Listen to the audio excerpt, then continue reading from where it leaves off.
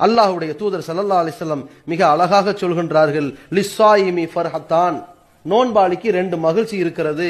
யஃப்ரஹுமா, அந்த 2 மகிழ்ச்சியை கொண்டு இவன் சந்தோஷம் அடைகிறான். இதா அஃப்தர ஃபரிஹ, நோன்பு திறக்கும் போது சந்தோஷம் அடைந்து விடுகிறான். இது எல்லா நோன்பாளிக்கும் கிடைச்சிரும். இந்த மகிழ்ச்சி அனைத்து நோன்பாளிக்கும் கிடைச்சிரும். அதே நேரத்தில் வ இதா லக்கிய ரப்பஹு ஃபரிஹ பிஸௌமிஹி, அவன் இறைவனை சந்திக்கும் போது தனது நோன்பினால் அவன் சந்தோஷம் அடைவான். எந்த நோன்பினால்?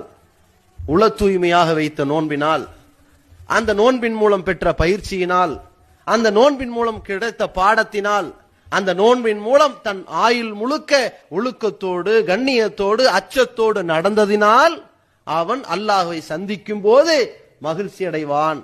இந்த பாக்கியத்தை இந்த நோன்பு நமக்கு பெற்றுத் தருகிறது. சுவனத்தை பெற்றுத் தருகிறது, இறை அச்சத்தை பெற்றுத் தருகிறது.